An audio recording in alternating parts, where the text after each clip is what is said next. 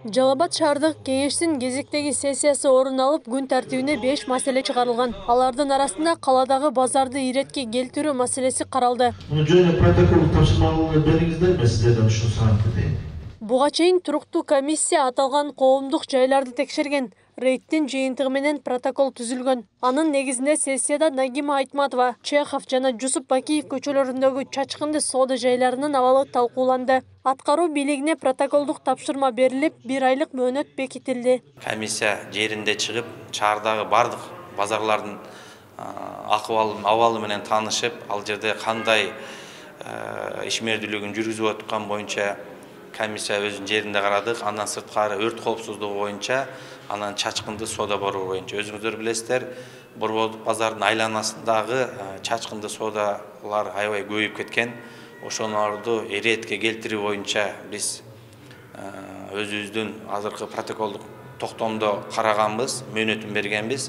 Ал нерсе аткарылбаган. Туруктуу комиссиянын курамына санепит көзөмөл, өрт өчүрүү кызматы да кошулган. Натыйжада базардагы санитардык жана коопсуздук эрежелери сакталбагандыгы аныкталган. 6 метр болуш керек да негизи өтөч автоунаа жүрчү жолдор базарлардын ичиндеги. Ошол көбүнчө сакталган эмес. Ал жерде убактылуу соода текчелери менен тосуп алышкан, ошондо бурумдардагы автоунаалар бурула албай ошо кыйнала турган жагдайлар жарылат. Ошондой эле эң негизи көйгөй болуп бизде базарды электр зымдары себеби булар тушкелде тартылган. Базардын айланасындагы чачыранды соода жайлары жергиликтүү тургундарга дагы ыңгайсыздык жаратат. Ошондой эле жолду бөгөп жүргүнчүлөрдүн тыгынып пайда болууда дешет. Булардын баарын алыш керек, баары тоскоор болот да, чында.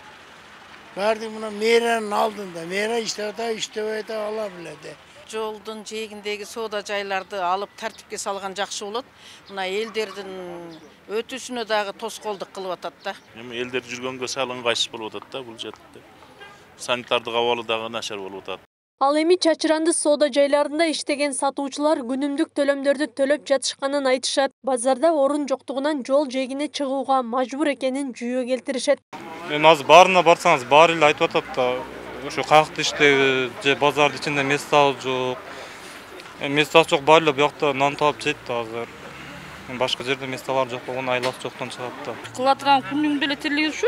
Кыл берсе отурабыз, столду коебуз. Кет десе кетебиз.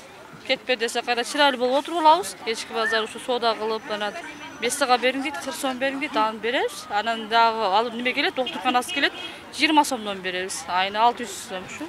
Базардын айланасын иретке келтирүү маселеси дайыма көтөрүлүп келет. Деген менен жергиликтүү бийлик тарабынан алгылыктуу жыйынтык жок. Иретке келтирүү иштери жүрүп жатканы менен мындагы соода кылган жарандар төлөдүк деген салгы кимдин чөнтөгүнө түшүп жатат, ал өзүнчө маселе.